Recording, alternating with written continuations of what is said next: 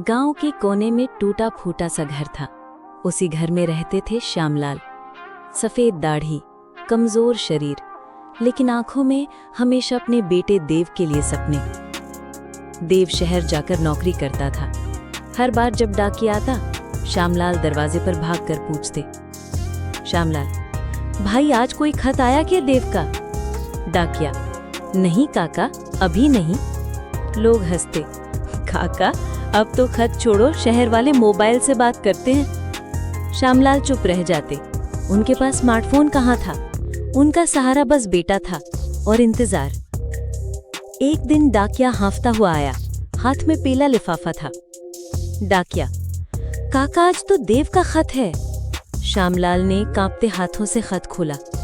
लिखा था, बाबा माफ करना, नौकरी की भागदौड़ में आपसे बात न कर पाया, लेकिन हर रात आपको याद करता हूँ। बहुत जल्दी गांव आऊंगा। आपका देव। श्यामलाल की आंखें नम हो गईं। होंठ कांपते हुए बोले, श्यामलाल, बेटा जल्दी आ जा। लेकिन किस्मत को कुछ और ही मंजूर था। तेज बुखार ने उन्हें बिस्तर पर गिरा दिया। मरते मरते उन्होंने पड़ोसी को बुलाया और कहा, श्यामलाल, अगर देव आए तो कह देना कि बाबा इंतजार करते करते सो गए, हमेशा के लिए। और उसी रात उनका अंत हो गया।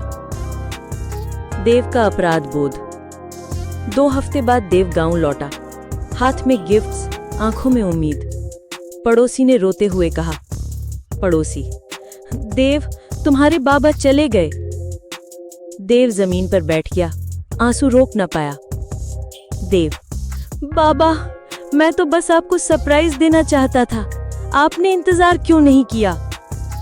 उस रात देव ने बाबा की पुरानी चिट्ठियां हाथ में लेकर कसम खाई, देव अब मैं अपनी जिंदगी दूसरों के माँ बाप के लिए समर्पित कर दूंगा, ताकि कोई और बेटा अपने बाबा जैसा अकेलापन ना दे। गांव की नई सुबह। देव ने शहर की नौकरी छोड़ दी और गांव में ही बच्चों को पढ़ाना शुरू किया। गांव वाले हंसते, अरे शहर का पढ़ा लिखा लड़का अब मिट्टी में बच्चों को क ख ग सिखाएगा। देव मुस्कुराकर कहता, देव अगर एक बच्चा भी पढ़कर अपने माँ बाप को अकेला न छोड़े तो मेरी जिंदगी सफल है। धीरे धीरे बच्चे बढ़ते गए। बरसात में छत टपकती, किताबें फटी थीं, लेकिन सपनों की आग जलती रही। एक दिन एक बच्चा बोला, गुरुजी हम भी वैसे पढ़ सकते हैं जैसे शहर वाले बच्चे? देव की आंखें भर आईं। देव, हाँ बेटा, क्यों नहीं। फर्क सिर्फ इतना है कि उनके पास इमारतें हैं और हमारे पास सपने। सपने ही सबसे बड़ी किताब है। गांव वालों का मन बदलने लगा। उन्होंने मदद की और धीरे धीरे स्कूल बन गया। कुछ सालों बाद वही बच्चे पढ़ लिखकर बड़े पदों पर पहुंचे। लेकिन सबसे बड़ी बात, हर त्योहार पर, हर छुट्टी में वे अपने माँ बाप का हाथ पकड़कर गांव लौटते। सभा में सबने कहा, गांव वाले ने देव के गम को रोशनी बना दिया। अब हमारा गांव किसी शहर से कम नहीं। देव मंच पर खड़ा होकर बोला, मैंने अपने बाबा को खो दिया, लेकिन आज हर बच्चा अपने माँ बाप का हाथ थामे है। यही मेरी सबसे बड़ी जीत है। इस कहानी से हमें यही सीख मिलती है कि समय रहते माँ बाप को अपना प्यार और साथ देना जरूरी है, क्योंकि एक बार वक्त निकल गया तो पछतावा रह जाता है। लेकिन अगर गम को सही दिशा दी जाए तो वही गम दूसरों की जिंदगी में उम्मीद बन सकता है।